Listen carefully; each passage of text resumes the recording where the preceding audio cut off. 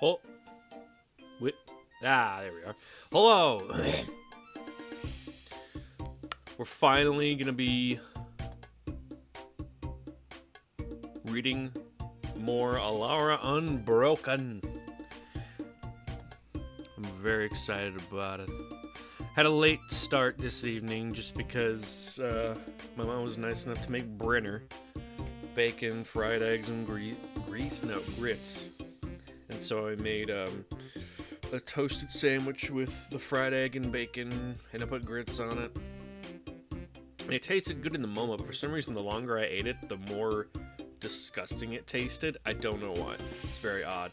But let's do a little bit of a recap, shall we? So we are on the plane of Alara, and Alara is sectioned off into 5 chunks, five big old land masses that, as far as I am aware, do not know about each other. Now, the book starts with a Johnny, who is a Leonin lion man on the shard of Naya, which is centered around white, green, and red mana, and he is an outcast of his tribe just because he's got white fur. And he's being bullied by a shitty group of people. His bullies took credit for his kill, and it was a mastodon, which no one has ever killed alone. And the 3 assholes just take credit for it, and he just fucking takes it. Oh no, I take that back. The book starts with Nicol Bolas, who is plotting to bring all 5 shards together. And then it switches over to a Johnny, and then we switch over to... Where is he? Where's that rat bastard?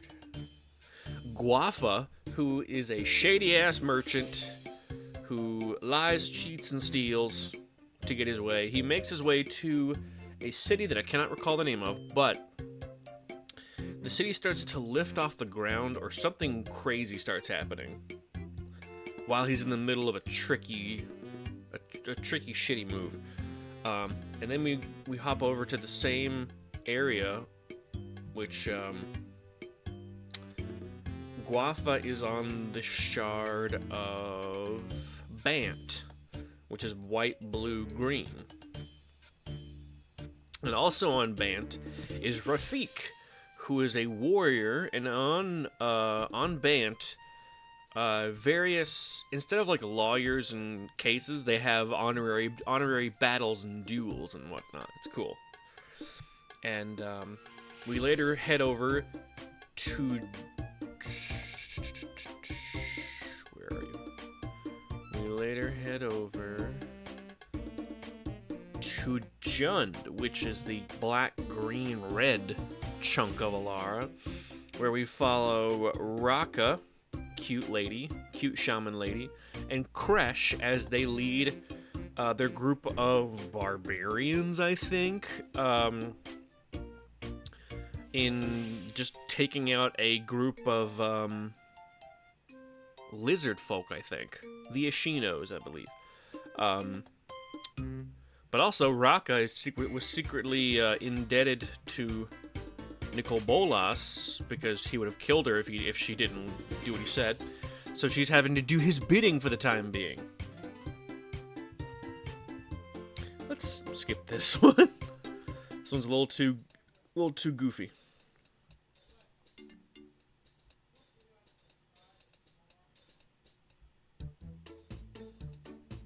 Nope. That's a little better.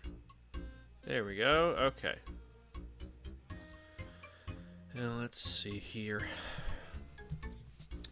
The most recent chapter picks up on Jund. Let's begin. In the 2... Oh, okay. We meet up with a new character. Oh, also almost forgot the visuals. How dare I? I need to move this over to the other screen. There we go, and then pop this up, and then boom. we pop back over to Jund, and we meet a new character for this novel. His name is... Why is that cut out? Oh, there we go. His name is Sarkhan Vol, and he's really into dragons. That gets explored later in another 3-color focused set known as the Khans of Tarkir. But for now, he is on Jund. In the 2 years since Sarkhan had spent on the plane of Jund, he had seen dozens of dragons.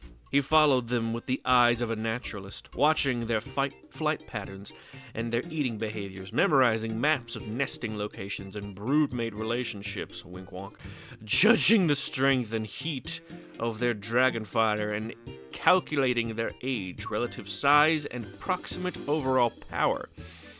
But he had never found the one. Sarkhan was not a hunter by training. As an adolescent on a plane torn by the machinations of warlords, it's probably the Khans, he had supposed his avocation to be war. He had fought in brutal conflicts across his home plane, tearing giant holes in the defenses of his enemies through a personal will and doggedness that his grandfather called unmatched among our people, quote-unquote. For a time, sick of the petty quarrels of the battlefield, he had joined a shamanic group dedicated to the veneration of dragons. From them, he had learned of the dragon's rage and uncompromising predation. But the dragons had been hunted almost to extinction on his plane. With no dragons to revere, he had returned to his war career, believing he would never feel the heat of dragonfire or the fury of those beasts of old. Sarkhan's might and legendary stubbornness had soon earned him accolades, rank, and a military force of his own. Expected to do great things in command, he had been put in charge of a massive campaign to defeat the forces of an enemy warlord. He had slain the warlord personally, but as he had surveyed the battle from the warlord's tower, he had felt hollow, seeing the tiny ants scuffling below. Frustrated and seeking answers, he had entered a shamanic trance, just as his training had directed. The spirit of a long-dead dragon had appeared to him, whispered a spell into his mind, and then vanished forever. With the incantation of the spell, a huge dragon made of fire and had streaked out of Sarkhan's body and invaded the battle, blasting the battlefield with a torrent of fire. Fascinated, Sarkhan had watched as his men and those of his enemies were burned to cinders. It was a display of ultimate rage and power that surpassed everything he had ever seen. It had stoked a passion in him that had never before flared to life, and along with it, his planeswalker spark. Sarkhan had been relieved of duty that day, but had not cared. He had spent years traveling from plane to plane, hunting for the most monumental dragons he could find.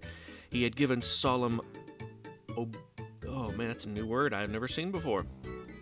Obeisance to some that earned his respect.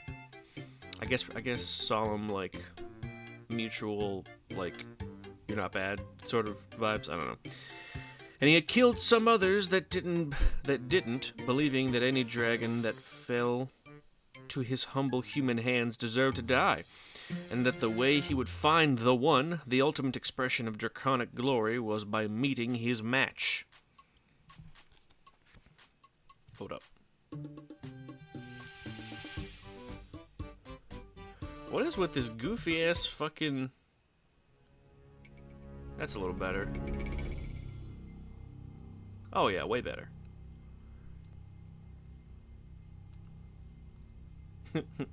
Anyway, here. Sarkhan Vol really likes dragons. He had never stayed on any plane longer than a few months until he found the primordial world of Jund. It was home to hundreds, maybe thousands of dragons, a more robust population than any other plane Sarkhan had seen. And yet, life teemed on Jund, all shapes and sizes of reptilian creatures, carnivorous plants, and a strangely rat-like species of goblin thrived in the hot, volcano-driven climate. Taut and muscular humans swarmed over the plain, adapted to the constant threat of physical danger. And tiny fungal creatures tottered between the noxious pools of tar, apparently even lower on the food chain than the goblins. It was only the enormous buffet of life that could support the high density of draconic predators. To Sarkhan, it was paradise. The upper atmosphere was thick with volcanic gases, a serious danger for any mountaineering. Yep, for any mountaineering. The scarlet haze could be ignited by any major eruption, or even by the breath of a passing dragon. Sarkhan would have to go into the interior and scale up a lava tube if he was going to make any progress up the mountain. His goal was a dragon named Malaktoth. There it is, Malaktoth. He had heard the lore of the colossal beast, and he had heard the lore of the colossal beast, that he laired deep under an active volcano, and that his hunger was legendary. He had to know whether the creature could be the one he sought, the one whose rage was most pure, and the one whom he could devote a lifetime of tribute. Tribute. This is the greatest and best song. Nope. This is the God damn it, I already fucked it up. This is the greatest and best dragon in the world. Whoa. Almost knocked over my peace tea. Tribute. Long time ago, me and my brother Kyle here. I fucking love it. I love that song. This is not the greatest song in the world. I may fucking sing that for karaoke night. That's fucking great. All right. Where are you? Upper atmosphere. Lifetime of tribute. The lava tube grew tighter. The jagged igneous rock of the ceiling descended as he walked, bringing the smoke from his torch lower and lower. When a gust of hot air from deep inside the volcano blew out his torch entirely. The lack of smoke was a relief for a time, but it was getting harder and harder to see. With a little pyromancy, Sarkhan relit the torch by blowing a short cone of flame onto it. To his surprise, as the torch flickered to life, he saw humans staring back at him. Oh, fuck. Human jump scare. Itchy. Hold on. He had come to a small chamber under the mountain. There were a dozen people gathered, he guessed, and they were suited for combat. Several of them were streaked with tar. A few of them were coated in the stuff from head to toe. Some of them wore obvious injuries. A large man and a shaman woman approached him quietly. Oh! It's Pretty Lady. Hold up.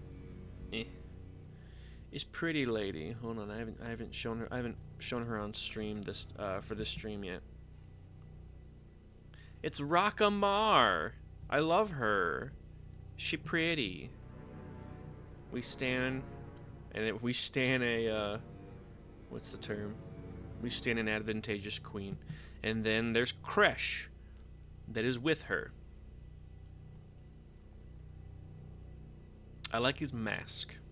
But yeah, there's Kresh, there's Raka, and then Sarkhan Vola has just stumbled upon them after they have beaten the series of lizard folk in those tar pits. There we go. Whoops. Alright, anyway. But where are we? They approached him quietly. I am Kresh, Toll of Clan Antaga. So he's talking to Kresh. The large man whispered, Please go back the way you came. This is a dangerous place. We slay a dragon here today. The shaman looked Sarkhan up and down from behind the speaker. Sarkhan grinned. I seek this dragon as well, but I have slain many in my day. Kresh Tall Antaga. And I would recommend your little band to be the one to turn around and head back. You're injured and unready to face this beast. Kresh grimaced. The rage in our hearts is always ready, said the shaman.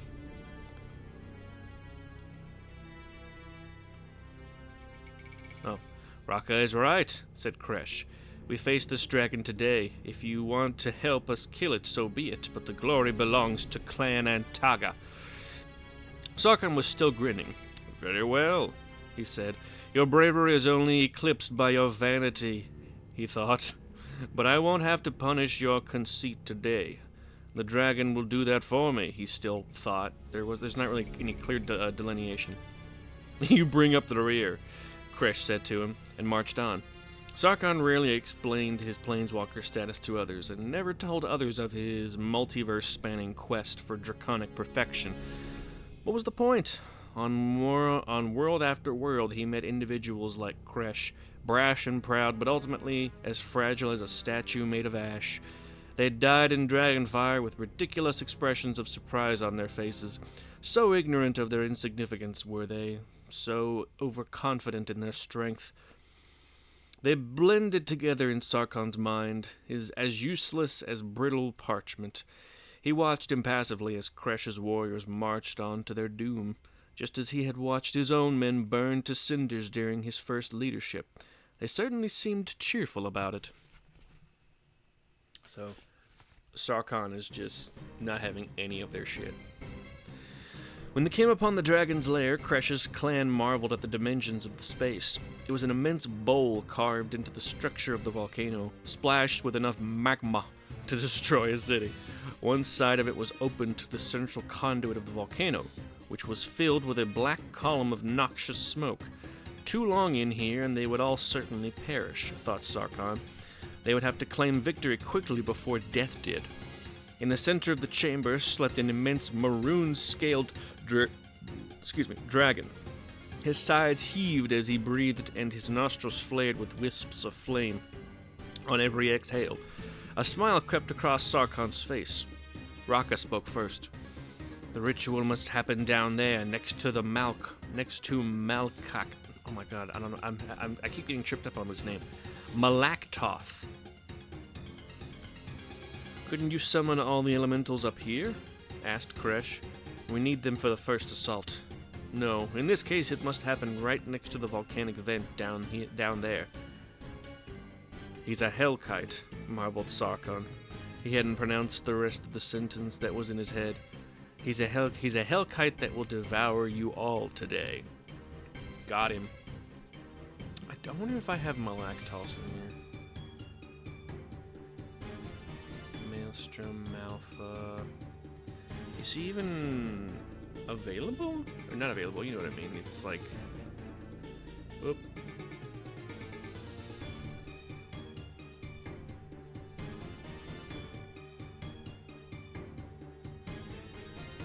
Okay, let's see. I do need to check Scraffle and see if there even is a Malaktos card. Malaktos and Tom.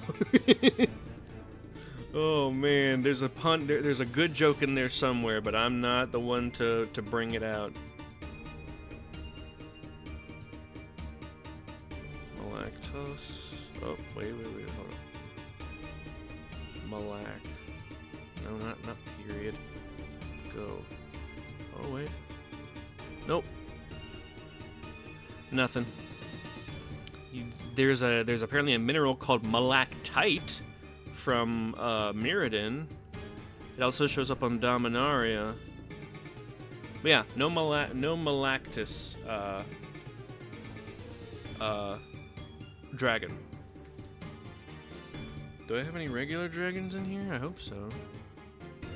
There's Karthus. That's a Gyrus, Waker of Corpses. Let's see here. Banather, Defiler of Souls. Okay. So no Dagrons. My bad. Schwupsie. Oh well. We'll work with what we got. Yeah, we'll do the POV guide. theater of the mind, as it were. All right.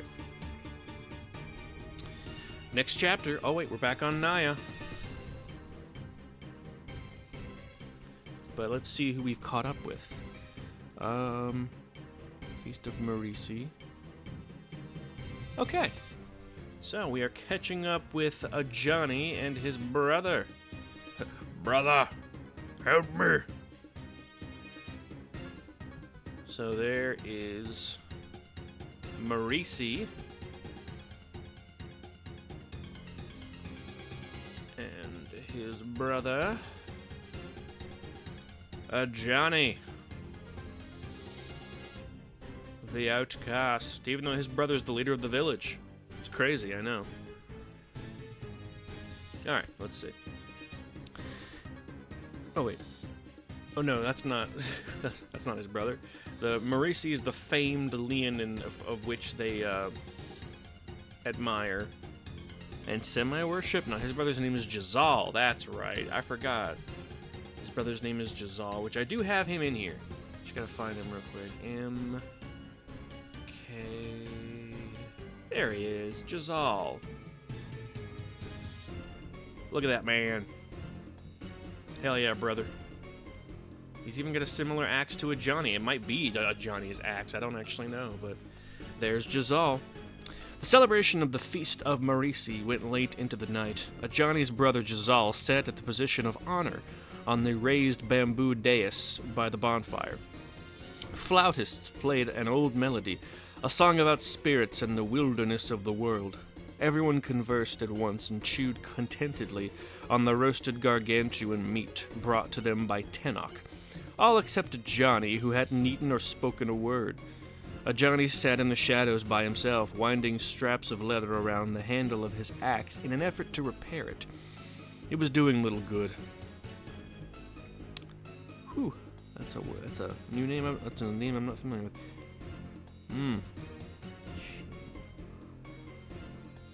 Chimamadu, one of the shaman elders of the Pride, and Tenok's doddering mother stood and addressed the gathered group. The Hadu, the fireside tale, is how our Pride maintains its long memory. The exploits of our beloved young leader Jazal and other brave warriors such as my son Tenok should be remembered for all time, and they will be remembered as long as we relive their stories at the fireside and remember to tell them to our children, and they to their own children. As we tell their tales, they must tell the tale of those heroes who tell tales and tell tales, who came before them. They said telltale like too many times.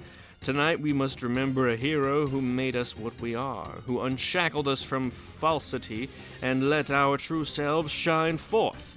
Tonight we remember Marisi the Wild, for the anniversary of his sacrifice approaches. Johnny pulled on the leather bindings of his axe. He hoped they would hold long enough for a proper repair. He watched a coal melt into ash deep in the heart of the fire. Mesmerized by its slow decomposition, he wasn't listening to the Hadu. He was thinking about Zaliki's words, staying out of the way of the powers that be. Should he just move on? If this place wasn't with the Pride, where was it? Oh, if his place wasn't with the Pride, where was it? He was also trying not to feel the sting of watching Tenok enjoy the praise for the feast that Johnny had rightfully provided. And now, intoned the elder Chimamadu, may I introduce the Ka, Jazal. The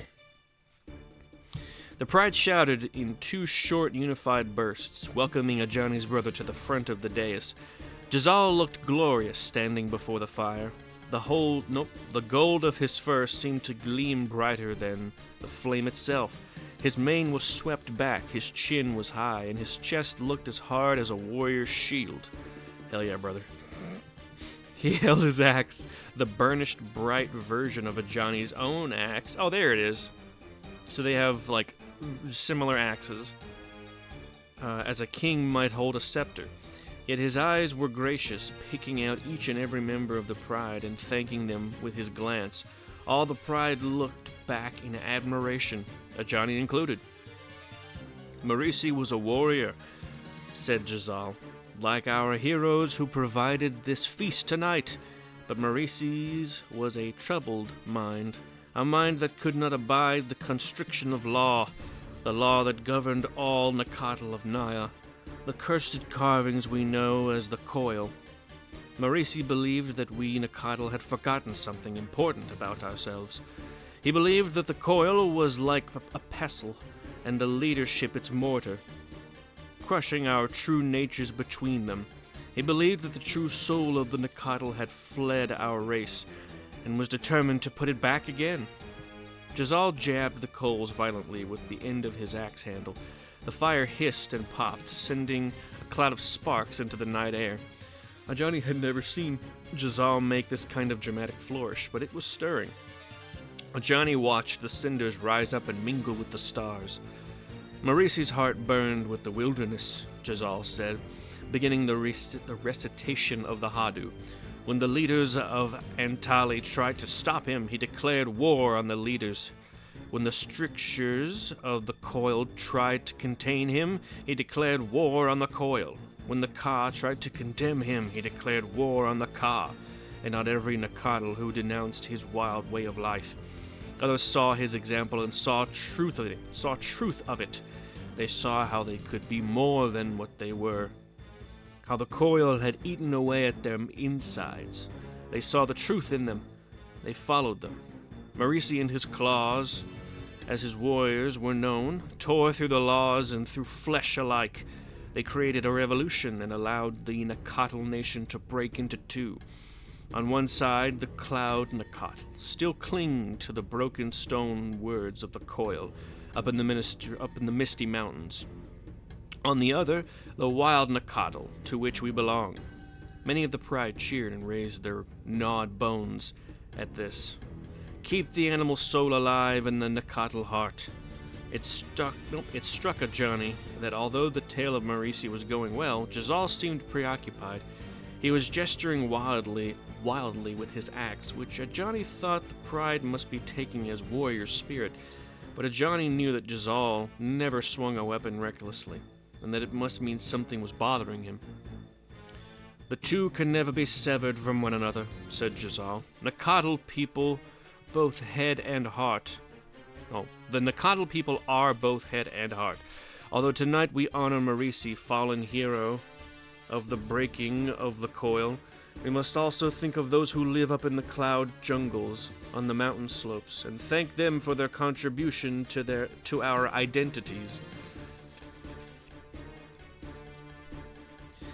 The pride cheered again, but uncertainly, as Jazal's words veered from the usual festival traditions. Jazal didn't look down at the crowd, Ajani noticed, but up at the night sky. Jazal had proven himself time and time again as a fierce fighter, but in some ways he was the furthest from being a Maurician hero of anyone in their pride. In his private moments with Ajani, Jazal shared insights that revealed the profound depths of his mind. Doubts that the heroism of Maurice and doubts even about the schism that had divided the Nakatl race. Someone else seemed distracted as well. Ajani noticed that his shaman friend Zaliki had not cheered with the others, which was strange. The festival was her favorite celebration of the year. Even stranger, she rose and slipped away into the darkness, going off by herself in the middle of the Hadu, the pride's greatest moment of community.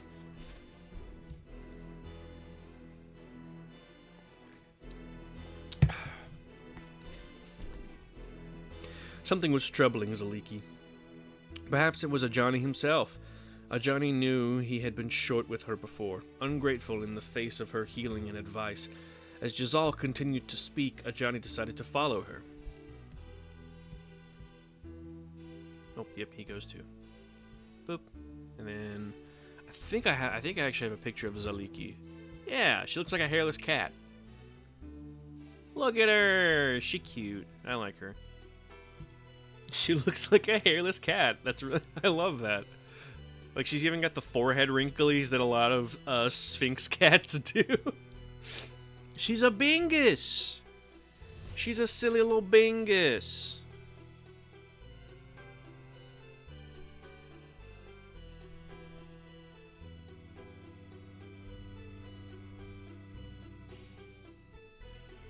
Okay. Let's see. Where do we go? Oh, here we go.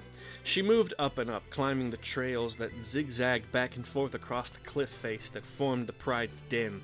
Ajani followed her, watching her pass the cavern entrances of lair after lair. She moved with her usual grace and silence, the deep auburn stripes on her back crisscrossing in the torchlight. Zaliki entered the cavern set highest into the cliffside, Jazal's lair.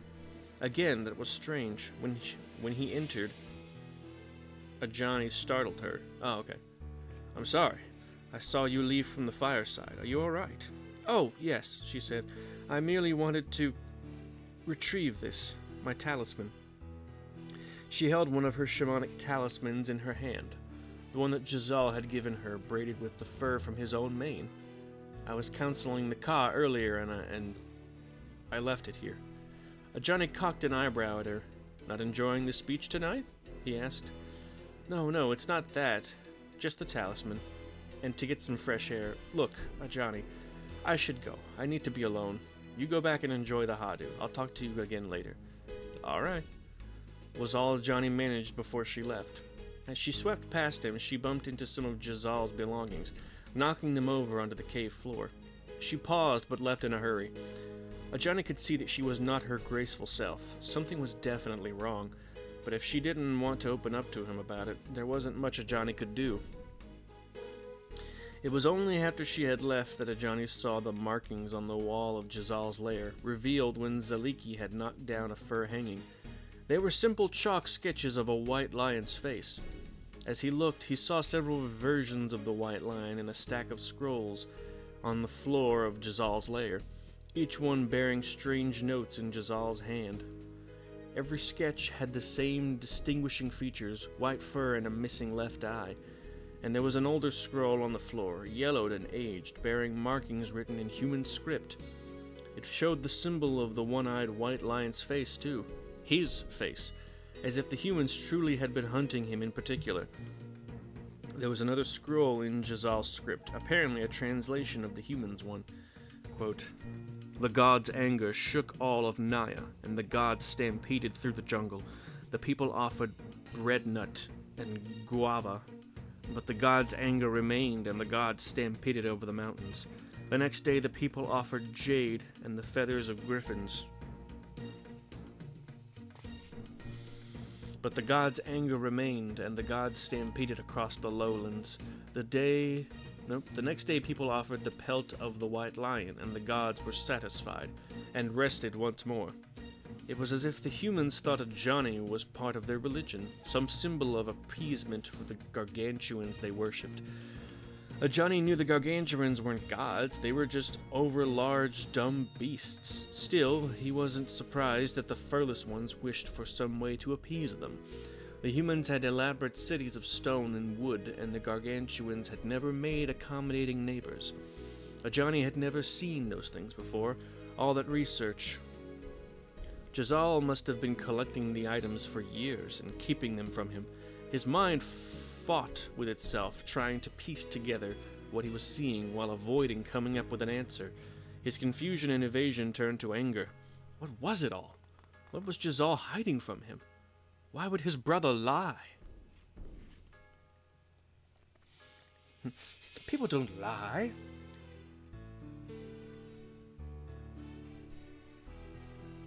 I saw a red spot on my wrist. I was like, what the fuck? Am I bleeding? And I just out of curiosity, because my hands are full, I have a book in one hand, I don't want to put it down. I sniffed it, and I was like, what the hell? And then I licked it, it was fucking hot sauce. Oh, goodness. Okay. We return to Jund and Kresh and their party about to maybe die at the hands of Malactus.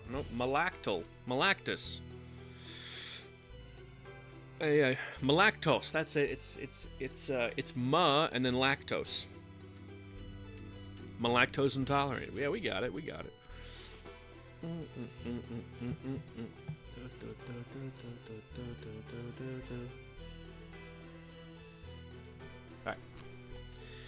Kresh peered over the rocky ledge, down into the volcanic cavern. It was hard to see the dragon at first, despite its size. Its scales matched the texture and color of the rocky cavern floor. Its body snaked between huge stalactites and basalt columns. Vents smoldered throughout the cavern, offering windows down into the lava only a short distance below the floor. Only once Kresh saw the subtle rhythm of the dragon's breathing was he able to determine its contours. He felt excitement in his veins. He had never seen a dragon so large before. Even thin splinters of its teeth would make grand trophies to weave into his braids. I forgot he had. Yeah, you can see it in the art. He's got braids and he weaves major parts of major kills into his braids. He motioned for the others to draw nearer. Raka, the newcomer, Sarkhan Vol, and the rest of his warriors approached to get a look for themselves. "Is it asleep?" whispered Raka. Kresh stifled a laugh and saw Sarkhan grin too. "Dragons this big don't sleep," Kresh whispered at her. "Its skin drinks the essence of fire from the mountain. Probably knows we're here already." "Then why hasn't it attacked?" Raka asked. "We're no threat," said Kresh, looking down at the mighty beast. Yet. "If you're going to summon us help," said Sarkhan in a low voice, "now would be the time." "What's up, Tetsu?" "I'm reading more of the Alara Unbroken novel for Magic the Gathering. It takes place in a world that's separated into 5 chunks. The world is known as Alara, and the different chunks have their own names. Right now, we're on the chunk known as Jund, which centers around black, red, and green mana, and we are accompanying Kresh, who is on screen, a planeswalker known as Sarkhan Vol, and a cute shaman lady named Raka, and as they are about to attempt to slay a giant dragon instead of a volcano named Malaktos. And also, yes, this art is from Magic cards. Not every character in this book has a card, though. So some of the, for instance, the dragon Malaktos, he doesn't have a card, so you have to use theater of the mind, as it were. Let's see. Raka nodded and began moving components from her bag. Kresh motioned for his warriors to fan out, and they began creeping along the ledge. They spread in an arc across... Oh, it's a fucking typo. They spread in an arc across a quarter of the cavern, and each of them ready to spear with a tip of obsidian, which gleamed like frozen smoke. Kresh swelled with pride at the sight of his warriors. Other humans cowered in the low valleys when dragons threatened their territory, but this clan took the fight directly to the source, without fear or hesitation. Sarkhan had his staff held horizontally and was chanting under his breath. It was handy to have another warrior along, Kresh thought, especially one who had some magic in his heart. Kresh had watched Sarkhan on their journey through the mountains and knew that the stranger's role was going to be as important as Raka's in their fight. He wasn't as adept with forming creatures from fire and stone as Raka, but his presence seemed to stir the coals inside warriors' hearts even more than Kresh himself. It was no cause for envy. It was going to take a powerful fury for their fleshy human bodies to overcome the armor-scaled beast down below. And if Sarkhan could provide that fury, so it would be. The dragon stirred. Its tail wound around one of the floor-to-ceiling columns, and Kresh thought he could see its nostrils flaring slightly. Its nose would be full of their scent. Kresh shot a look at Raka. She was still assembling her spell components. "Are you ready yet?" he hissed at her. Her body language was frantic. "Go," she whispered. "Start without me." "We can't," said Kresh. "After we throw, we need to rush for its belly. Your rockmen are going to help us down there." Nice, just finished my stream for tonight. Have to figure out how to get my voice to work from PS5 streaming. I just use a capture card, and I have my mic hooked to my laptop, that's all. The capture card's like $50-ish. And you need a 2-monitor setup for it to work properly, but it should do fine. I'm not sure what else to tell you. That's what I've been using for my PS2, and it's what I'll use when I play PS5, PS4, etc. I hope you find something that works for you, though. Let's see. No problem, bud. I'll figure something else out, Raka said. Just go before it decides we're a threat and blasts us out of here. I'll get you down there one way or another. Fine with me, said Kresh. He glanced at Sarkhan. You? Sarkhan grasped his staff tightly and gave a sharp nod. Without warning, Kresh let out a scream that shook the cavern. The dragon tensed and its claws gripped big chunks of the tavern floor. Kresh launched his spear down at it. The rest of his warriors all screamed and followed suit. A hail of black-tipped spears rained down on the dragon as it snapped its wings out, forming a curving, scaly shield. Most of the spears glanced off the scales and bounced away, but a few of them pierced through its wings. The Hellkite made a furious inhaling sound and gathered up its body and breath to attack, knocking through several stalactites with its limbs. Sarkhan finished his spell with a primitive shout. Kresh felt his heart explode with passion, a feeling of breathless fervency, a feeling that he could rip the dragon apart with his bare hands. He saw his warriors light up with the same surge of emotion as they drew swords. With his vision tinged by the craze of Sarkhan's spell, Kresh was not bothered about the height of the ledge. He and his warriors ran straight over the edge as if time and gravity had no meaning, screaming at the top of their lungs, propelled horizontally by the force of their fury to meet the dragon. Only after his feet had pushed off from the ledge did Kresh have an impulse to turn his head back at Raka, not out of concern for the small problem of gravity and the 50-foot drop, but to share eye contact in the instant of breathless glory. And what he saw was Raka as he had never seen her, eyes ablaze, hair floating in a tornadic tangle, her mouth bent in a terrible grimace, her hands stretched out as if to push the warrior clan over the ledge by the sheer force of her will. I don't know what that means, though. Like, did she I think she transformed into something. I'm not sure, though. Let's see. We move on to another shard, known as Bant, which is the blue, white, and green shard. And who are we meeting back up with? Brandish's prize mace. Rafik. We are joining Rafik in the honorable arena, where all disagreements are handled on the Shard of Alara.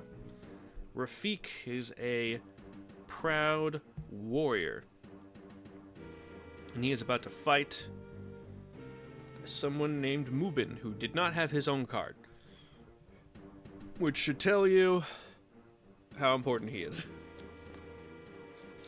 Mubin stepped forward into the arena and brandished his prized mace. His opponents, the squires of the 3 mercenaries Rafik would fight, stepped forward. Wait, what the fuck is that formatting? His opponents, the squires of the 3 mercenaries Rafik would fight, stepped forward as well. As they advanced, the audience fell quiet, allowing Mubin to hear the crunch of the gravel below his feet. Hold on, do I have a Mubin card?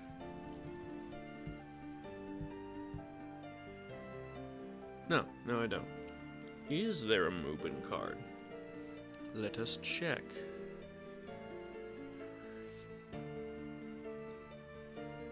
Go back. And M-U-B-I-N.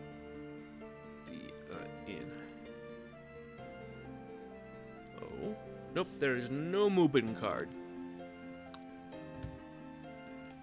Anyway.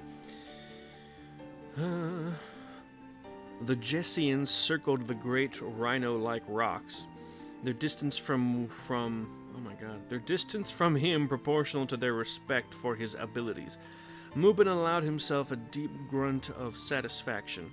Okay, so it's not focused on Rafik, so we're gonna go to something that could be construed as banter-related. Shall we? Let's see. Some good lands in here, but I don't know if any of them actually do a good job of... Oh, that's right. Okay. Anyway.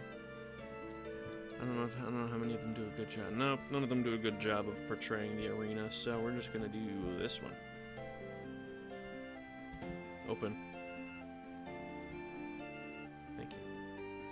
The Seaside Citadel. I don't know if this shows up in the book or not, but we're using it because it looks like there could be an arena there. Haha. Alright.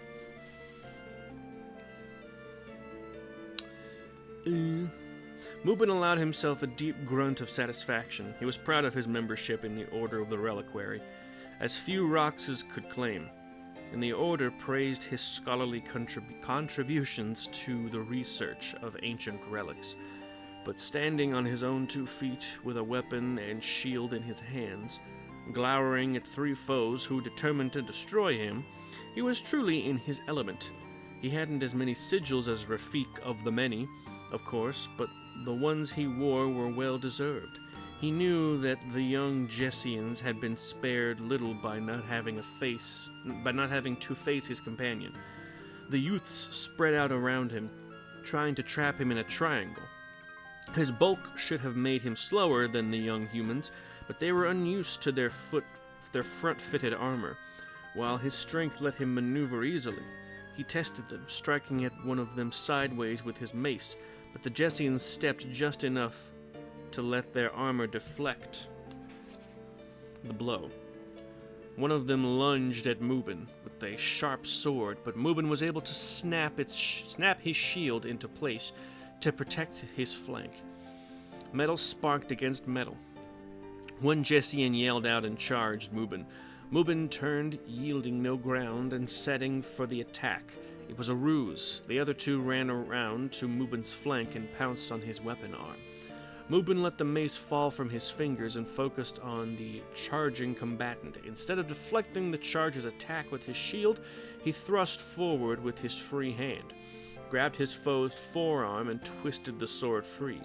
As he disarmed the man, he followed through by bringing his elbow up into the Jessian's jaw. There was a mighty crunch, and the youth fell away, disarmed and clutching his face.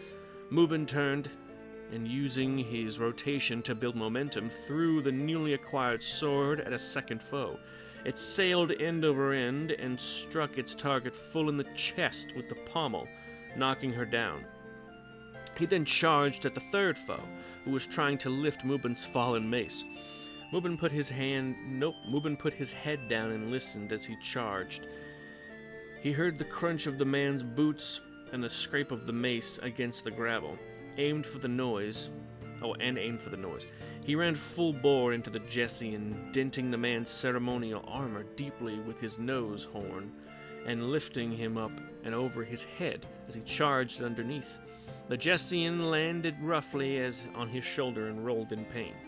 Mubin pulled up and turned around to face his 3 foes once more. "We yield," they said to the judge. The judge raised his hand and looked to Arceel, the Blessed. She nodded. "The first encounter goes for the defendant," said the judge. "Plaintiff's champions and defendant's champions, please step forward for the final encounter of the match." And that is the end of that chapter. We return to Naya. I will point out inequalities and inaccuracies as I see them. The Beavers came up with social justice warrior Bane. It's so funny. "I believe you heard her name. It is not Laura. It is Laura. Clear as day." That's so fun. I don't care. Alright, anyway. Ajani returned to the bonfire to hear Jazal finishing the Hadu. Antali was the capital of all Nakatal in the world, Jazal was saying, and the claws of Marisi destroyed it. Now our race has no capital, no center of oppression. We are once again wildcats of the jungle, free as in times of old. We have no stone columns supporting roofs to come between us and the stars. We have no metal spikes to anchor down artificial floors to come between us and the earth. Marisi swept all that away, leaving a glorious ruin in his wake for the sake of all of us. And for him in turn we remember the Hadu. Then, as the pride waited for the final phrase, Jazal's voice became a low, grinding snarl. To Marisi. To Marisi! Chanted the crowd, and they cheered and ate. Ajani joined the Jazal as he stepped down from the dais and clapped him on the back in a forced gesture of camaraderie. Ajani tried to look him in the eyes to see if he could find a trace of the secrets Jazal had kept from him. To Marisi, eh, brother? Instead, Jazal nodded, his mind elsewhere. Right, yes, he said, to the glory of the hero Marisi. Ajani pressed him. What's on your mind, brother? Something you want to tell me? Oh my god, a 2-page chapter. No, it's nothing, Ajani. You're a good brother, but it's late and I'm just tired from the speech. I'm going to turn in. Have a good time at the rest of the festival. Jazal left him and went back to his lair. Ajani had all the pride around him, except for the only ones he considered his family. He decided he deserved some of that roast behemoth after all. He tore a piece off and took it back to his lair, where his sleep was tortured by evil dreams. End of chapter, and we come back to Bant. I don't know why it's formatted this way, it's really weird. Rafik felt the weight of the ceremonial breastplate like the rough embrace of a tarnished soldier. We're getting close to an ad break here in a moment. Where are we? Where is it? Oh, tarnished soldier. One that wore ruts in his shoulders that grew deeper every year. It yanked down on him with every step as he advanced into the arena, and caused his dozens of small burnished sigil medallions to jounce and glitter in the morning light. It was what it meant to be a paladin, he thought. Honorable combat on the field of battle, the chance to become the instrument of the angels in the cause of justice, the chance to put one's mettle and faith on the line in a struggle that would end in defeat or glory. As the crowd cheered, Rafik looked around at the frescoes that lined the arena and imagined himself fighting the mythical creatures depicted there, as those brave two-dimensional knights did. Instead, he was fighting 3 mortar-cast youths who were fighting for little more than a meal and could barely walk in their armor. Well, he thought, not every battle was for supreme glory. Perhaps that was part of the life of a paladin as well. The 3 Jessian champions stepped forward and bowed, then assumed battle stances. Rafik followed suit, and the audience went silent. The 3 youths stood shoulder to shoulder in formation, each one covering the defensive gaps of the others, creating a kind of pointy armored object with their 3 polished swords sticking out. It's called a phalanx, motherfucker. It's the most basic strategy of Romans and or Greeks. I forget which one had them. I have a bachelor's degree in history. But hey, my passion's in video game history, not traditional history. But either way, even I know that's a phalanx. Where are we?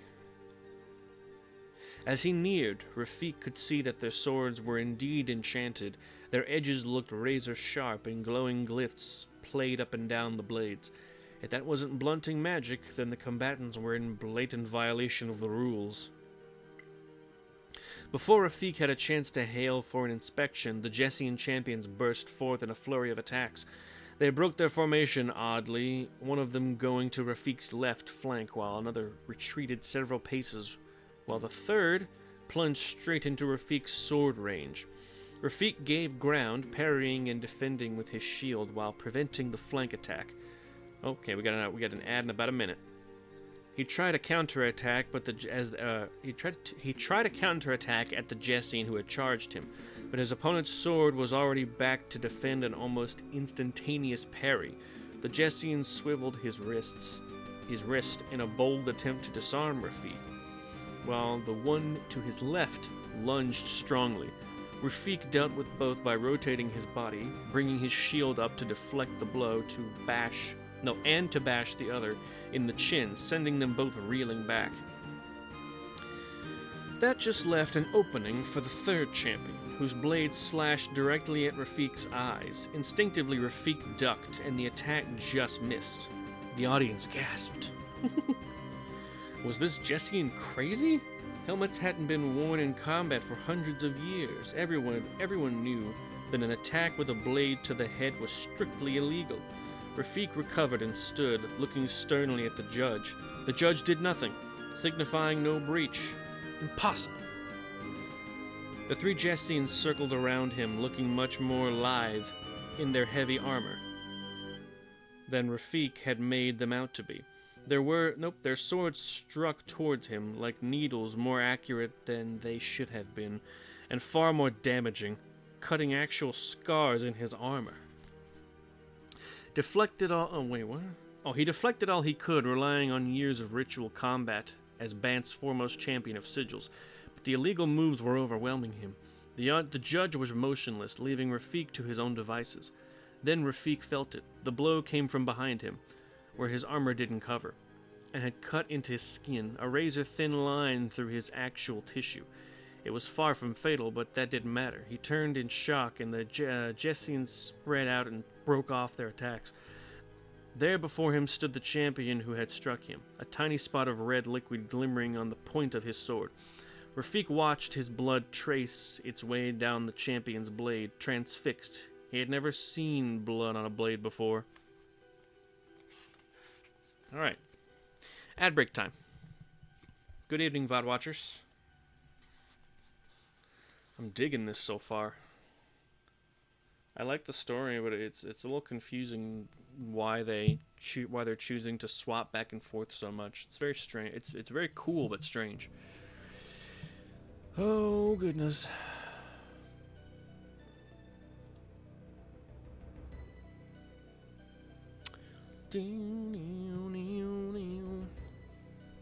I had a extremely chill day today. Like, holy shit. It was awesome. So the first class, I had to go to 2 classes, but the first one, they hadn't had a teacher in there in weeks, and they didn't have any assignments to do, so the students were just kind of doing their own thing. And I just had to keep them from doing anything stupid, which they were just all quiet. And so I had brought my Switch just on the off chance that I had a planning block and nothing to do. And I just took out my Switch in the middle of it. Well, just making sure they didn't do anything stupid. Took out my Switch, started playing Final Fantasy 1. No one said a goddamn thing. It was like that for 2 periods. It was fucking great. It was amazing. And then fourth block, I had to go to a Spanish class. The students were also chill there, but I didn't want to risk like distracting them because they had actual work to do. But oh my god, sleep hit me hard in that class because I could not for the life of me stay awake. Holy shit.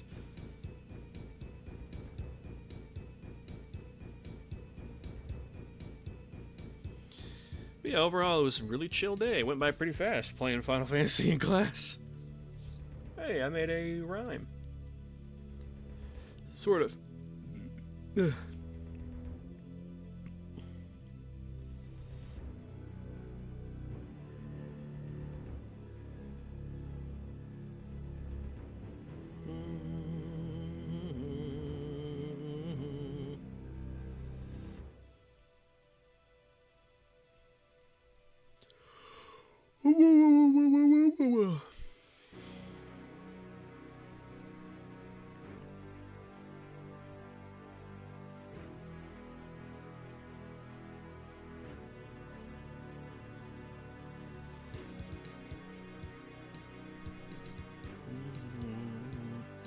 What is this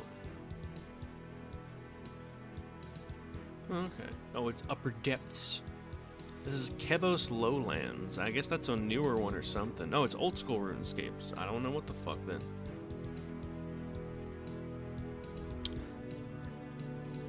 But yeah. Oh, Yanni Janssen. Oh, I believe we're back. All right.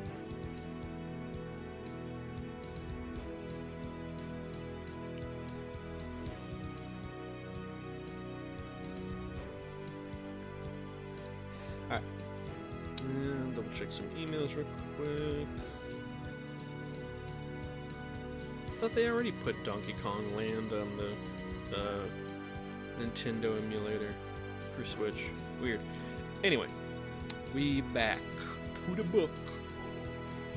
It'll be another 2-hour stream this evening, by the way. I only have enough voice for 2 hours, be it streaming or reading, or be it singing or reading. And I have been practicing the next karaoke stream, or I've been practicing the newest karaoke set list, and I'm getting pretty confident. I will admit, I'm getting pretty confident.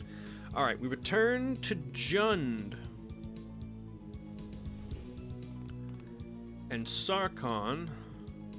We finally may see what has become of Raka.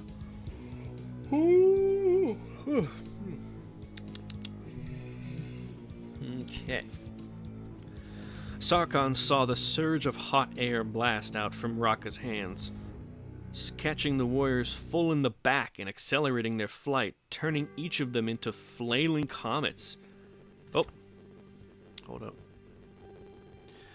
Raka has betrayed them! Where are we? Okay, into flailing comets. The spell was messy. It didn't create a choreographed air attack, but an explosion of human bodies sailing across the cavern. Would it save them from gravity, only to kill them with velocity? No time to criticize. As Sarkhan prepared another spell, he saw Kresh grasp his sword with both hands and raise it over his head in midair. Oh, is she like... Oh, I guess like... Okay, so they're like battle mad and they're on fire so they can't feel pain, so she's like so she's like buffing them in like a torturous way. I don't fucking know. Anyway. Kresh... Where are you? He saw Kresh grasp his sword with both hands and raise it over his head in midair, preparing for impact as he fell toward the beast. The dragon reared up to meet him. Kresh sliced downward at his face and struck home, his sword burying itself in the top of the dragon's snout, before falling past the beast and leaving his sword behind. He slammed into its wing pinion, knocking the breath from his lungs, and tumbled to the cavern floor, gasping. Around him, the other warriors fell against the dragon in impact after violent impact to form rough piles around the creature's feet. Some of them got back up immediately and gathered their weapons and wits. Many did not. Raka's spell was a mistake. The attack had been a disaster. The dragon unleashed a torrent of fire on the warriors around it and simultaneously flapped its wings, sending up a massive whoosh of air. Most of the clan were sent reeling. The burning bodies of several warriors, already dead, slid and flipped across the rough cavern floor. I'm just imagining ragdoll physics. Oh, man. Sarkhan and Raka dived to the ground to survive the heat blast. Pebbles and debris... I know it's debris, but still, I like saying debris. Pebbles and debris rained down on them, and Sarkhan felt the heat roast his back and the hair on his head. He scrambled to his feet and yelled at the shaman. Damn the elementals, Raka! Just bring the ceiling down! It had stopped being an assault on a majestic foe. It had become a massacre and a matter of survival. No, she answered. Keep it busy just a little longer. She was gathering her spell materials back together, assembling the sangrite chips into an approximate circle. You have to collapse this place now, Raka. There's no hope of beating that thing. No response. She must have gone mad. Sarkhan turned to the dragon. If he were some other person, he would have escaped up the volcanic vent they had used to get in. But instead, he threw out the edges of his cloak, ran at the Hellkite, and leaped off the edge himself. As he fell, he drew on every bit of power left in him and became a dragon made of fire. I forgot he could do that. And we're back to Naya. These chapters, I swear they're intentionally getting shorter. It's like they're all culminating into like a series, and they're all culminating into a series of events that's going to lead to the conflux. That's it. That's the act of all the shards coming together.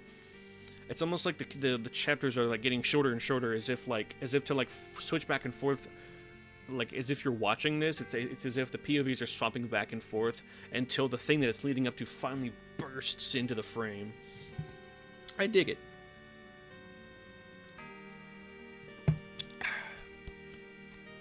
We return to Naya.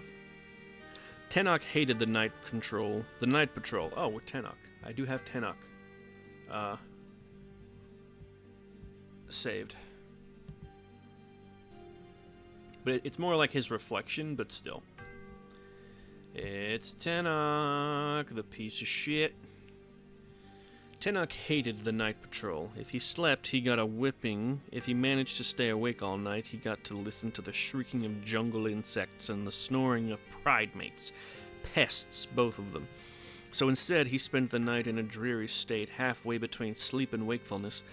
Not enough to feel any kind of satisfying rest, but enough to get grudging agreement that he had done his duty. What a dick.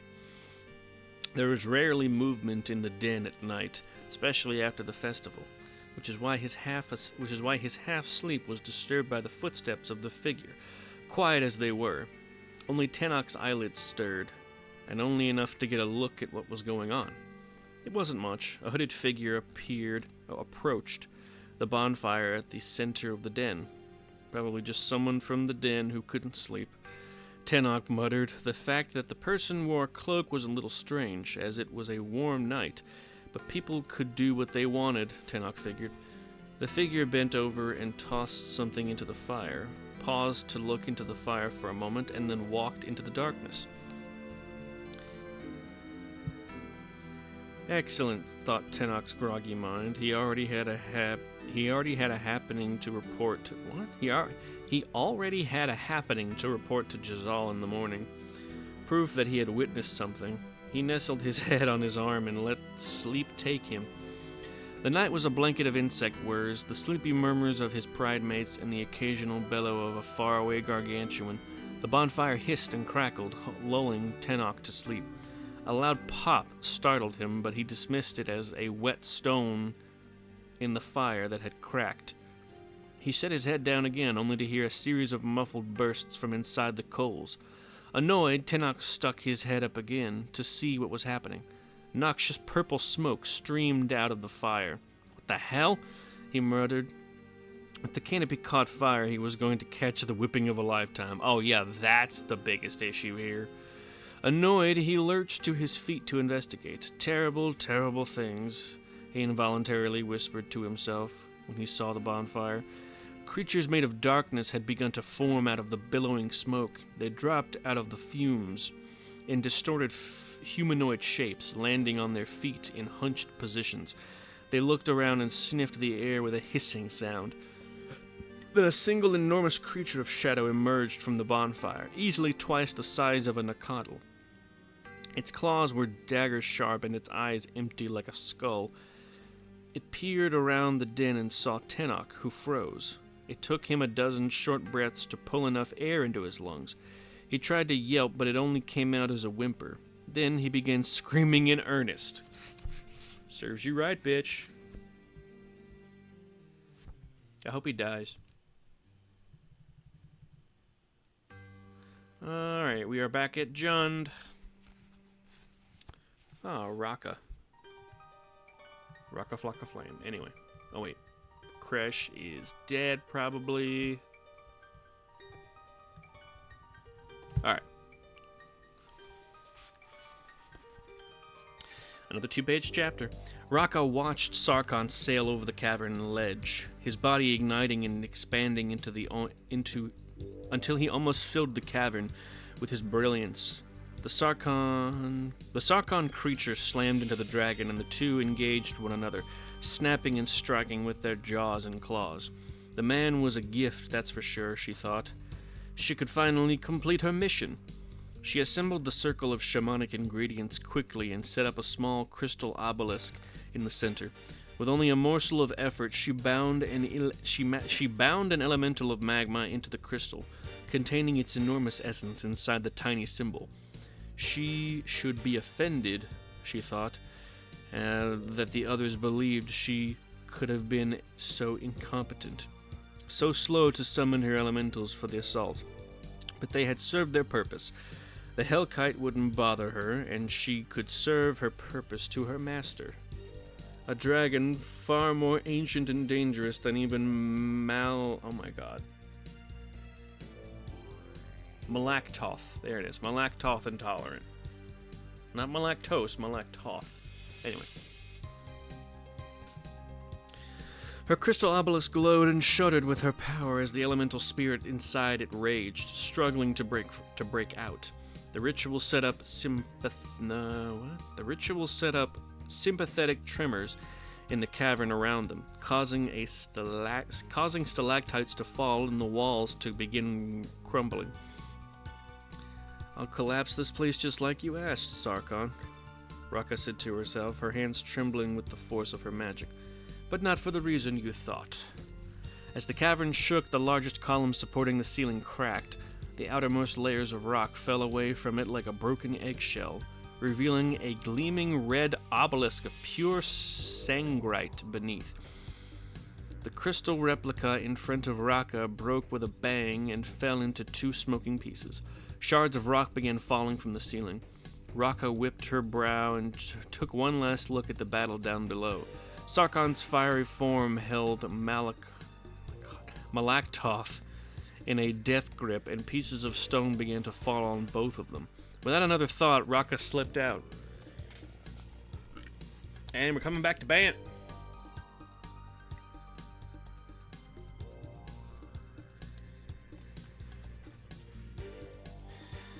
Rafik knew he should probably throw down his sword, yielding the match. Continuing to fight was tantamount to admitting the legality of the Jessians' assault, which was tantamount to sanctioning chaos.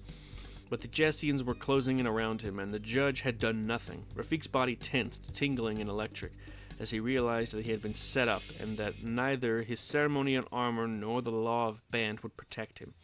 He was used to winning for a cause. He would have to win to live. "You're here to kill me, then," said Rafik to the Jessians. Rafik's words echoed throughout the arena, and the murmur of the crowd followed them. The Jessians didn't respond, but one of them gestured to the others, a signal Rafik didn't understand. "Your swords are illegally enchanted, no doubt, more skilled at finding my skin than you are." Rafik continued, "You fight without technique or honor, yet I will not show you the same disrespect. In the name of Asha and for the good of this court, I shall defeat you entirely within the bounds of proper—" He stopped short. The Jessians had begun doing something strange. They were unbuckling the clasps on their breastplates. "Stop," Rafik said. "What are you—" In a moment, the Jessians were unarmored to the waist, only a simple tunic covering their chest. They took up their swords again, and Rafik was surrounded by 3 sharp, glittering points, with unarmored fighters behind them.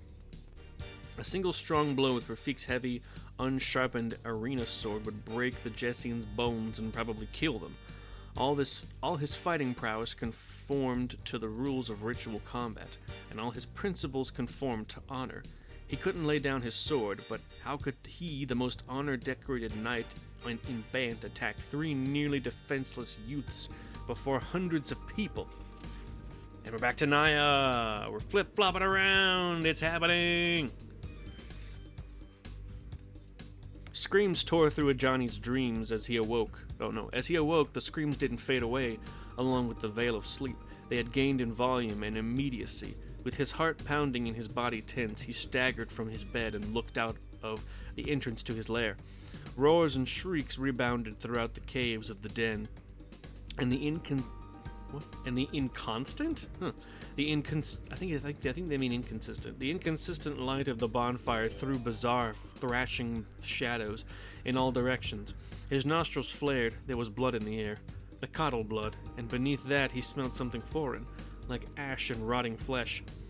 In the dark, his hand closed over the handle of his axe, and he stepped out.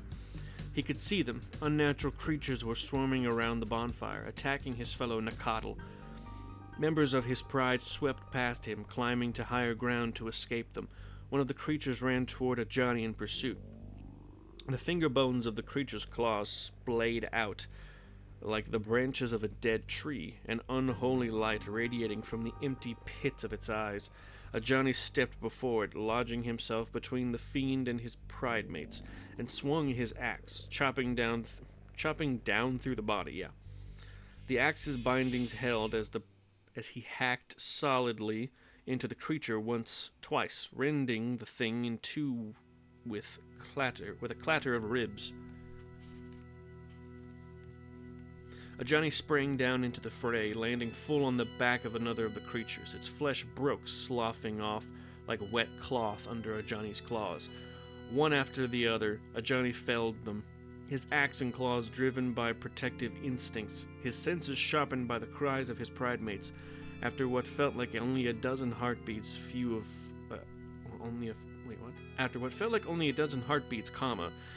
the fiends remained, their shredded remains littering the grounds around the bonfire. When Ajani heard the words he had hoped he wouldn't. "The Ka!"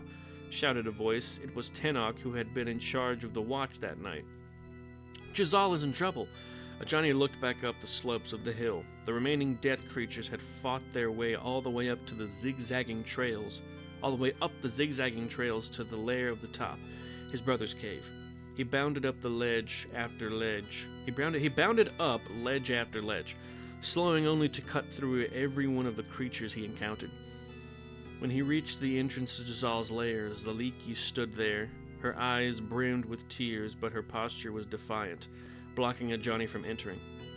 "Move aside!" "Move aside," Ajani said. "Don't go in there, Ajani," said Zaliki. "I mean it. Move out of my way or I will move you." She put a hand on his chest. "Ajani, listen to me." But of course, that was the last thing she could say to make him listen. He knew her purpose was kindness, but he tore through her arms and ran into the lair. His foot touched something sticky on the cave floor. Unidentified crower stuck to the fur of his foot. Behind him, he thought Zaliki said something, but he didn't hear her words over the blood thumping in his ears. Ajani's pupils dilated, taking in the dim details of the lair. The first thing he saw was the wooden handle of the axe, positioned vertically over the bed. He followed its line down where he saw his brother Jazal lying on his back. The handle belonged to Jazal's axe, the one that matched Ajani's own. The blade was obscured, sunk somewhere deep within Jazal's chest. Uh-oh, Jazal's been murdered!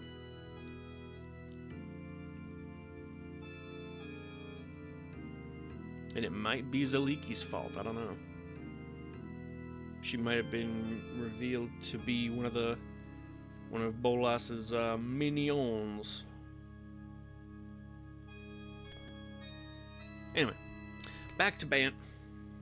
Appropriate music, too.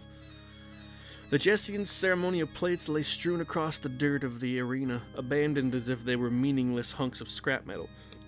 The three youths slashed at Rafik with magically augmented precision, landing scratch after scratch on Rafik's armor and shield. Rafik retreated step by step, parrying and defending, resisting the urge to strike back. But he was losing. One blow found a chink near his shoulder and sliced through the leather strap, causing his steel pauldron to hang uselessly to one side. Another nicked a flesh wound in Rafik's forehead that began to ooze blood down his cheek. The crowd was in an uproar, but Rafik didn't hear them. He had made his choice. "Asha, forgive me," he muttered. Rafik lunged into one of them, driving his sword high toward the shoulder blades. As he expected, that Jessian's sword came up to meet his own in a parry, and another attacked Rafik's exposed flank. Rafik brought his sword down in a flash, catching the attacker's blade with the full weight of his own, cleaving the weapon in two. The point went flying away, and the broken sword's wielder backed off in fear. Rafik pressed the attack. He traded attacks with the two remaining warriors as if he were two men, letting his steel move fluidly between them. He learned the reaction time of the youths and their enchantments. When he had the rhythm of them, he leaped between the two and spun, pressing a flash of his exposed back to each of them. As they both lunged, Rafik pivoted sideways, and the youths sank their swords into one another.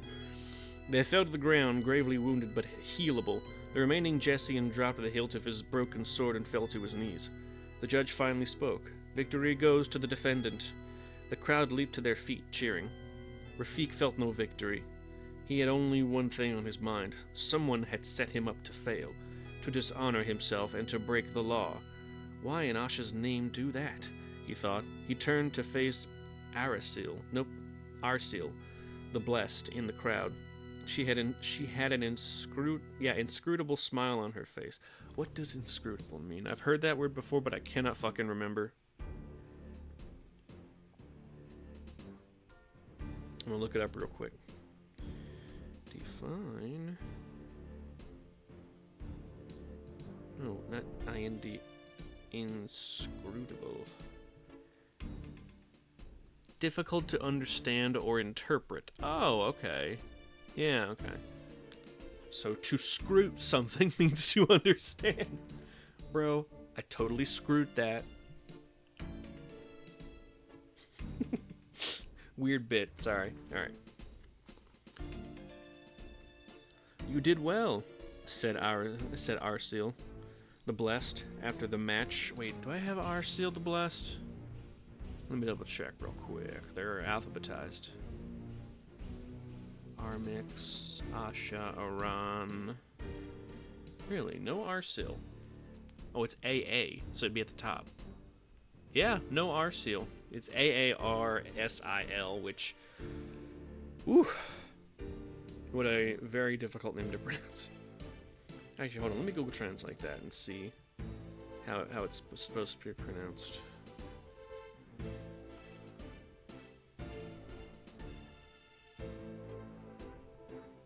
Arsil.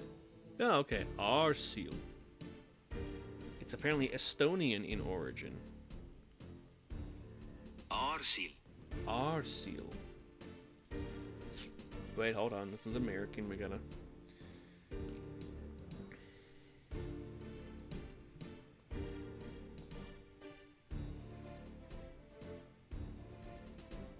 Arsil. Yeah, Arsil. Got it. Wursel. Boxing Wursel. I'm drawing the line at boxing Wursel. God damn, I keep fucking quoting Jontron. I need to stop. "You did well," said Arsil the Blessed after the match. Her bemused smile was the reverse of Rafik's scowl. "I did what I never thought I'd do," said Rafik. "They didn't deserve such treatment. I shamed the arena and my caste." "You did what you had to do," said Arsil. "That was the important thing. And they'll survive. I've had my best healers tend to them." "You used your influence here," said Mubin. His eyes narrowed. "You used your caste privilege to influence the judge." "Mubin, please," said Rafik. "Remember your place." "No, he's right," said Arsil. "And my associates from the Order of the Skyward Eyes supplied the enchanted swords. I'm sorry we deceived you, but the mercenaries I'm sorry I deceived you and put the mercenaries at risk, but I need a special kind of champion, one who has the right skill and character to perform a grave duty in the times to come. I had to test you, and you passed." Rafik bowed sharply and cast a look at Mubin, who bowed grudgingly. "We are at your service, of course, Blessed," said Rafik. "Good, then you leave for Giltspire Castle immediately." Giltspire? What is our mission there? "To discover who destroyed it." Ooh! Oh, yeah, that's right. Giltspire Castle was just destroyed by Guafa. Look at this guy. Look at his fucking haircut and his, like, beard. I hate Guafa. Guafa sucks. And what Guafa had done was a ritual around the castles that created a spire. A spire broke through the base of the castle and destroyed it on its way up. It's not that specific one, but it is a spire. And I think the spires have to do with the coming together of Alara. But yeah, that is the card called Rupture Spire, too. So I figured it works. Oh, there we go. Pop my spoin. Hup.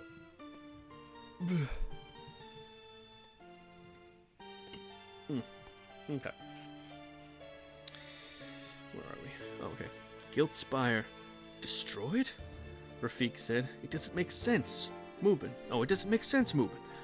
I don't understand it. How could the angels have allowed such a thing? Mubin rubbed his chin pensively. What I want to know is who would want it done. A long line of mourners marked the road to Guilt Spire, all heading to the city, none away from it. Individual travelers, couples, and entire families had picked up a minimum of belongings and were making a grim pilgrimage to the site of the disaster. As Rafik and Mubin passed them on their Liatao steeds, the pilgrims' faces didn't look pleading or even sorrowful. They looked resigned, as if they had already accepted their fate. Rafik noted that many of them had copies of Asha's prophecy with them, the prayers spread across Bant in recent years by the solemn order of the Skyward Eye. Asha's prophecy predicted this, said one old man at a pilgrim's camp one night. The prophecy warns that once grace falls, doom will come to the world, and the ultimate test will begin. What does that mean? Rafik asked him. It means you of sigilled caste must unite to save us, said the old man. Without you, we won't be able to stop them from pouring out of hell and destroying us. As the prophecy says, unless you scour the underworld of evil itself, Bant will fall. Rafik didn't know where the Order of the Skyward Eye had gotten their grim vision of the future. The angels had no ruler, no supreme Asha for generations. Only the monarchs of the blessed caste could presume to speak for the angels, according to the divine law. Yet the people of every nation of Bant had adopted the prophecy fervently, and had tended to interpret every dire event as confirmation of it. Do you think this prophecy is the true word of Asha? Mubin asked him. I don't know, said Rafik. But it's right about one thing. The disaster at Guilt Spire heralds nothing but evil. When they arrived at Guilt Spire, the castle was gone. The gleaming white obelisk, that remained was surrounded by 3 concentric halos. One of the rubble of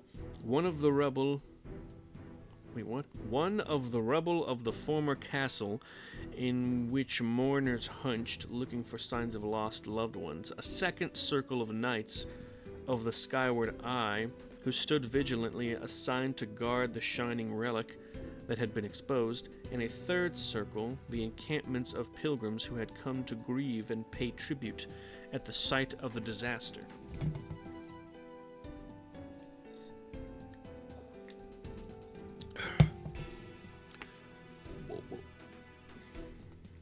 After showing their sigils to the guards, Rafik and Mubin approached the obelisk. Its surface swept upward from a shallow base, its shape guiding the eye to the heavens. This is ancient, said Mubin, his leathery hand touching the stone. It must have been under the buttress tower for centuries. What is its purpose? Asked Rafik. There's a script here carved in the stone. It's similar to runes I've seen in our order's reliquary. There are symbols for mana here, but I don't recognize all of them. What is this dark one? Black mana? A skull? It's a warning from Asha, said a nearby knight of the Skyward Eye. Why do you say that? Rafik asked. This obelisk is part of Asha's prophecy. The armies of death are foretold, their names revealed in the primeval stone. Said the knight, the prophet's word, fells from the mountains of war, the merchant Hazid. We believe that he's the prophet it mentions. He brought a spell that felled the mountain of Guildspire and revealed this primeval stone, and on it are the names of the armies of death to come. Where is this Hazid now? Asked Rafik. Gone. He fled after the castle was destroyed. I'd like to stay and study these inscriptions, said Mubin. Or head back to the reliquary to do more research. There's no time, said Rafik. We have to find this Hazid before his trail goes cold. And we return to Jund.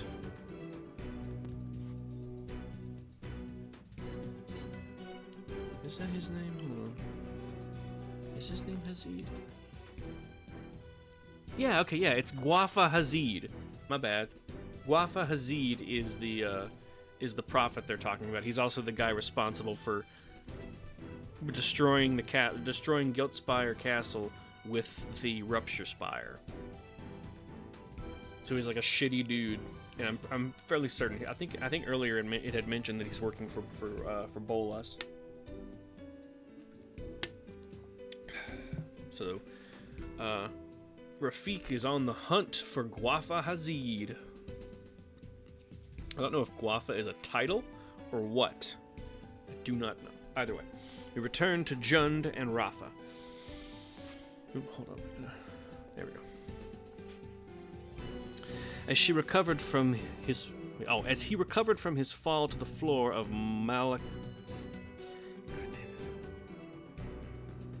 Malakthoth's cavern, Kresh's first thought was to find a sword. Oh wow! Kresh is alive! But for how long? I don't know why I went with Bane there, but I'm sticking to it.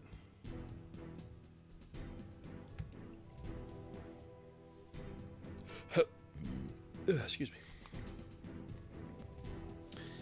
Blood was obscuring his vision. Had he injured his head? He couldn't remember. His own weapon was still buried in the face of Malakoth.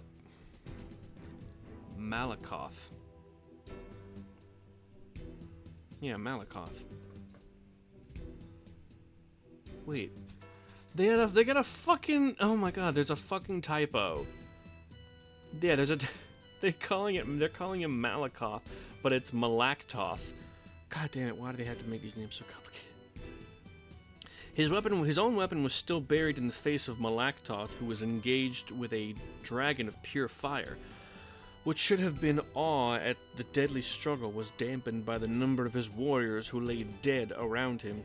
He found an unbroken obsidian-tipped spear nearby, but had to push a friend's body over in order to retrieve it.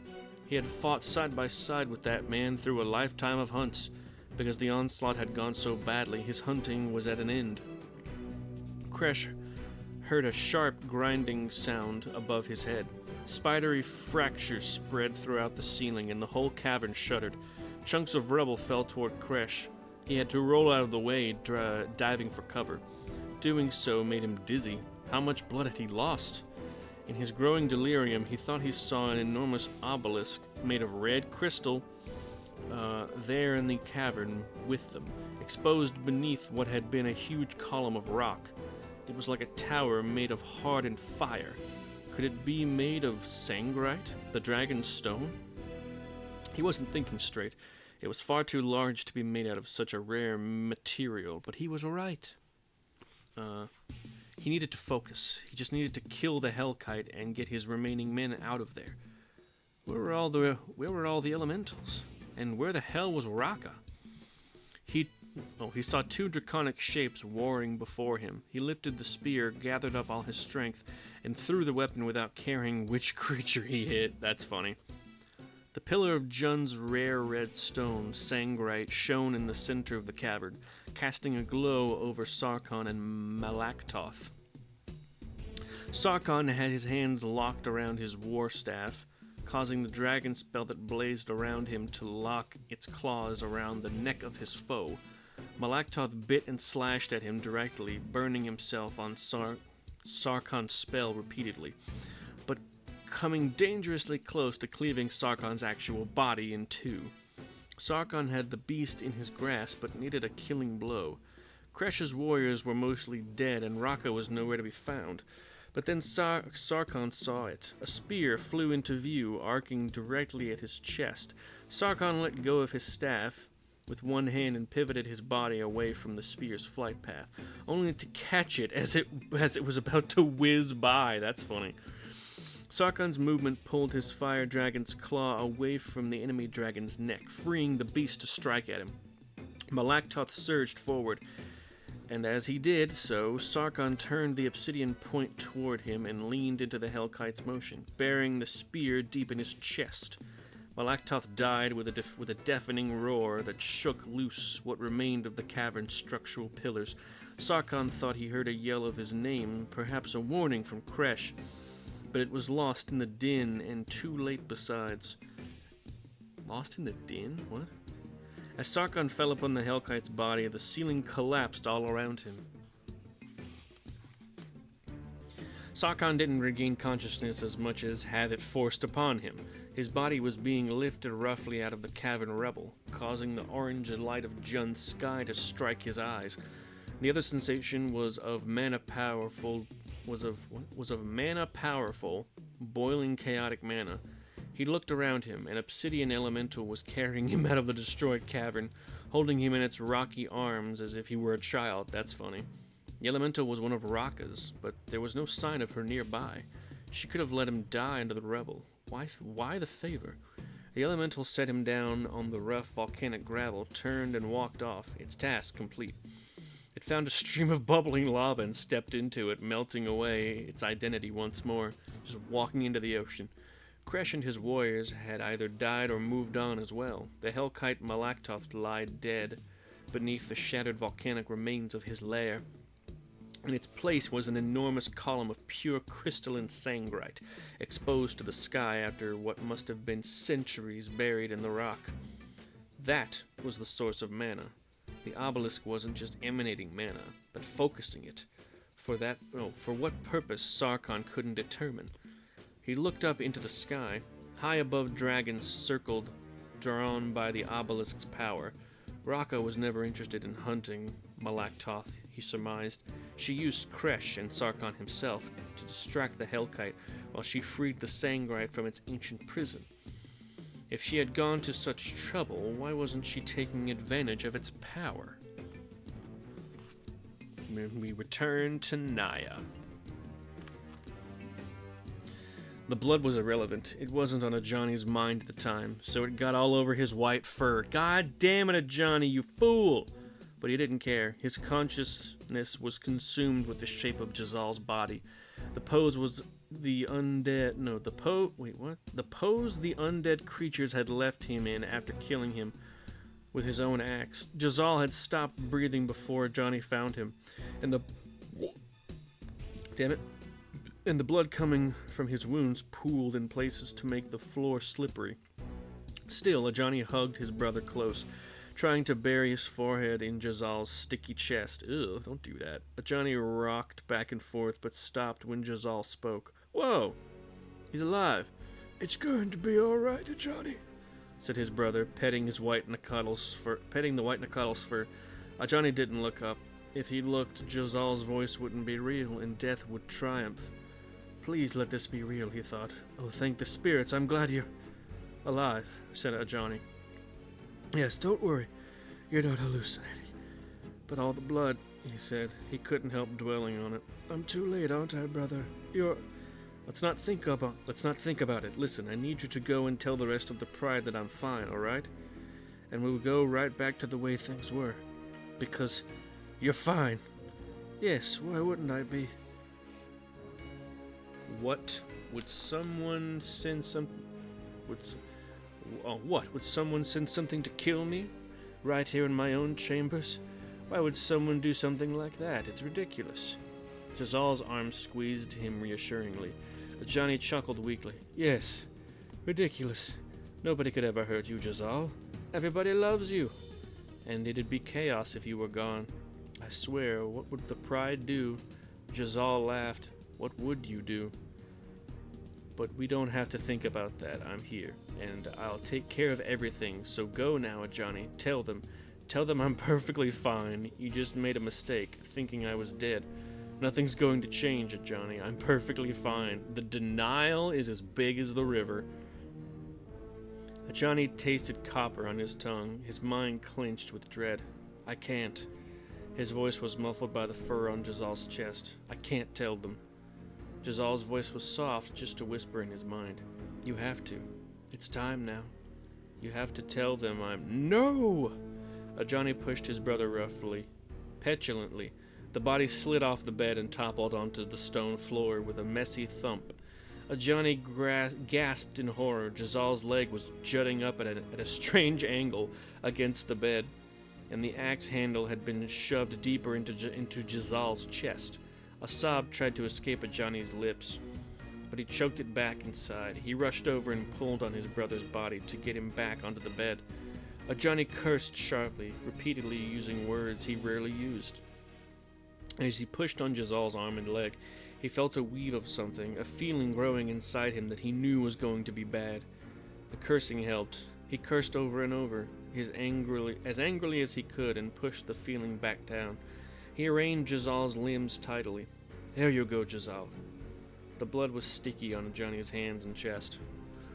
Suddenly, Johnny convinced himself that the two of them were alone in the world. He didn't need to go out and tell the others, because there were no others to tell. Of course not.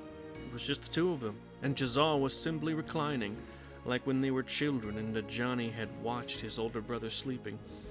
Johnny smiled at him. I'll take care of all of this, Jazal, he said. I'll tidy up a room and let you sleep. Then tomorrow we can go on a walkabout, see the jungle, maybe chase some elves around the woods. That's funny.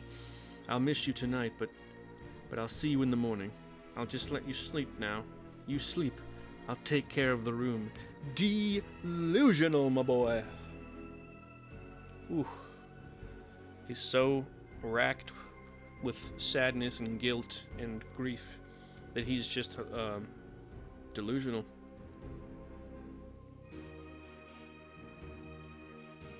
Where are we? Where are we?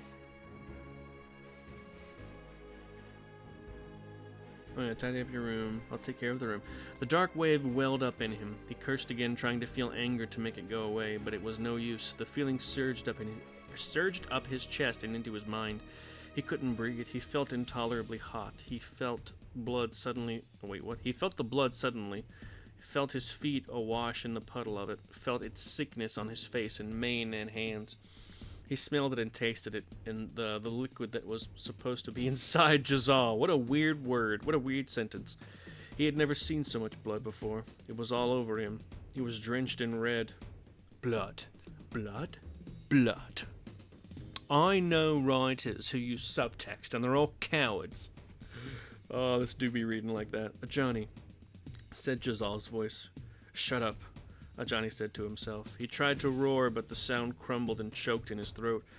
The world spiraled in on him, forcing him down inside himself. The weight of it crushed his mind. Everything went dark and warm, and he felt as though his consciousness had ruptured, his mind being exiled to some realm of insanity. Shapes swam in the darkness, the blood hallucinations he always saw under his eyelids, but then Johnny realized his eyes weren't closed. Oh, cool! He's fucking rushing through the blind eternities, which is the space between worlds. The blind eternities. Johnny felt a void around him, like a suction. It dragged at his fur and skin. It sucked at his eyeballs. Ugh.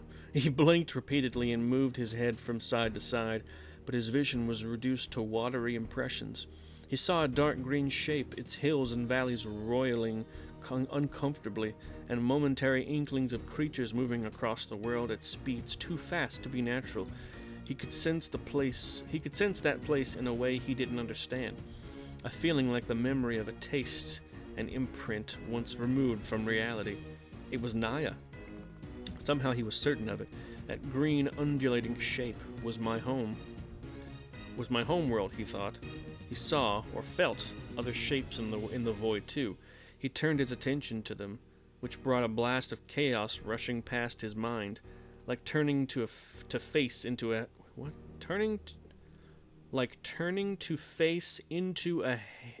hard wind. Oh, okay.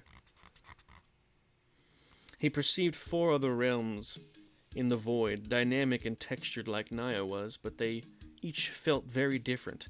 They were alien and off-putting, but he strained his perception toward them as much as he could. His eyes couldn't take the grasping winds of the void, so he closed his eyes. His mind hurt when he tried to concentrate on the scene before him, so he let his consciousness float freely, as blank as the void. After a moment, the worlds appeared to him, as if he could feel their contours with some sense beyond sight or touch. Other worlds, other lives, other bizarre forms of being. He felt a rush of living textures that bewildered him. And he felt motion. The worlds moved relative to one another. He perceived. In fact, they were nearing one another, so close they were beginning to overlap. Streaks of existence reached out from each world like blobs of colored light, blending with each other at the edges, forming an irregular ring with an eye of void at the center. It was too much to take in. He couldn't hold what he was seeing in his mind. He let his consciousness slide toward one of the worlds, a swirl of hot reds and smoke. Before he could turn away again, he felt it rushing up to meet him. There was a violent jolt and the sudden sensation of weight and falling. He had a body again, a real physical body, and it was hurtling through fiery air toward the red world's ground. When he landed, he thought he would either wake up from a nightmare or die. We return to Bant. Detective Rafik is on the case. Wait, is this a short one? 1, 2. It's 4 pages. I got some time. Anyway. This is a good place to camp, sir, said the page. Guafa Hazid scratched his chin. Oh, this fucking bastard. You fucking bastard.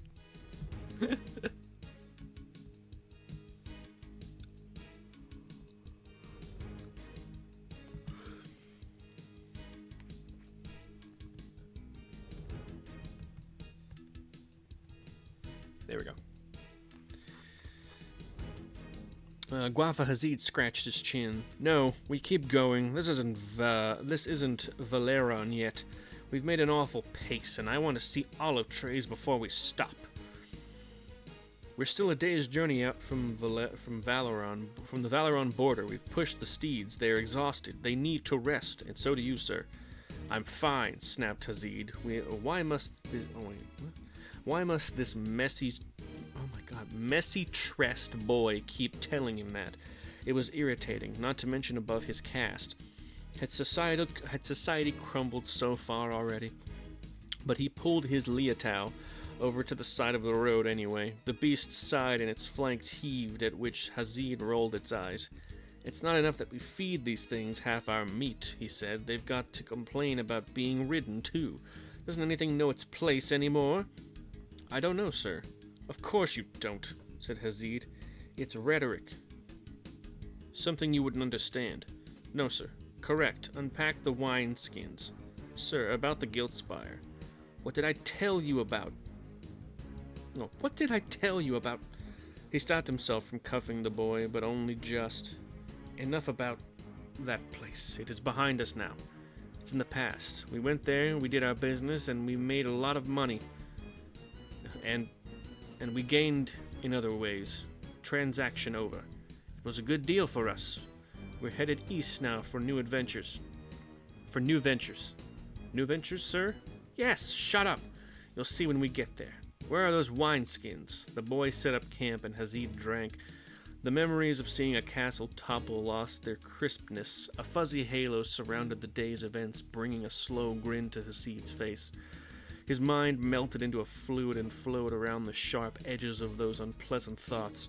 He rambled as the page did his work. We did nothing wrong, when it comes down to it, Hazid says. We destroyed nothing. The thing was old. It was probably ready to crumble anyway. I think I remember that, yes. Weren't stonemasons looking into that old thing for decades? There were plenty of warnings about the old death traps, so why didn't they heed them? It was an architectural disaster waiting to happen. And those people, Hazid winced slightly. They should have just been out of there.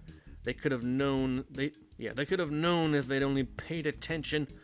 So really, it was their own fault. Hazid nodded and drank. Am I everyone's personal wet nurse? Am I in charge of everything, of everybody else's personal safety? Of course not. A man can't be expected to engineer his life around the ignorance of others. A man can only be expected to look after his own affairs. Praise Asha. He raised his glass to clink it with someone's, but the boy hadn't filled his cup yet. Come here, boy. The boy was nowhere to be found. The camp was only half made. Boy, where have you run off to now? My tent's not even up yet. Sir, something's coming. Oh, someone's coming. The boy was over by the road, looking back to the west. There were hoofbeats in the distance, but at a gallop, Hazid jumped to his feet. Who is it? Who would follow us? We've done nothing wrong. The boy squinted into the gloam of the waning day. Sir, I think we should abandon the camp. Come on. Abandon the camp? Where would we... The boy was already running into the woods. Infuriating, mop-headed whelp, Hazid muttered. Before Hazid could commit his legs to running, the riders were upon him, their lanterns glowing like fireflies. One was a tall, olive-skinned human man in plate armor. Draped from his armor were dozens, maybe hundreds of sigils, each one catching the lamplight like a star in the gloam. The other was a broad-faced Rox. The Rox spoke. Gwafa Hazid. No, I'm his handservant. My master just ran off into the woods. The human and Rox looked at him and exchanged glances. I'm telling you the truth. It was just before you came. He ran off that way. I am Rafik, Knight of the Order of the Reliquary, said the human, dismounting from his liatao. What? You are? You are not. Hazid glanced over the man's sigils. He had medallions of patronage from every major city in every country across Bant. He even had the sigil of the empty throne, one that marked him as the official champion of the Archangel Asha herself, hand-selected by one of blessed caste. I see. Well, said Hazid. Oh, holy angel in the heavens, he thought. He was going to be arrested by the most decorated knight in the world, and by some rocks. And I am Mubin, Knight of the Order of the Reliquary, said the Rocks, his voice deep as a gravel pit. You're under arrest, said Rafik. I've done nothing, said Hazid, and threw his glass at Rafik's face. Rafik dodged the glass and liquid both and struck Hazid clean across the face. Fuck yes! With his open hand in the same motion, the glass shattered uselessly somewhere behind him. The blow rang in Hazid's head. The pain took several seconds to sink in, but then it blossomed into a full electric injury. Yeah, electric injury. There must be glowing finger marks across his cheek, he thought. His next thought came in clear, simple words, as clear as the wine glass shattered on the ground. This man must now die? Oh, that ain't gonna happen, motherfucker. Hazid had enough sense to keep that thought from spilling out of his mouth. I'll go quietly, gentlemen, he said. And that's where that chapter ends, and that's where this stream ends for the week. Next week, we will be catching up from Spooky Month's cutting room floor page look-throughs. We're going to be looking at Silent Hill 2, and if we have some extra time, the Onimusha games. But for now, let's go ahead and end it here. VOD watchers, if you're still here, don't forget to smash that like button. I don't actually know. Subscribe if you feel like it. If you want more cool, chill streams like this one. And, either way. But until then, bye-bye, VOD watchers.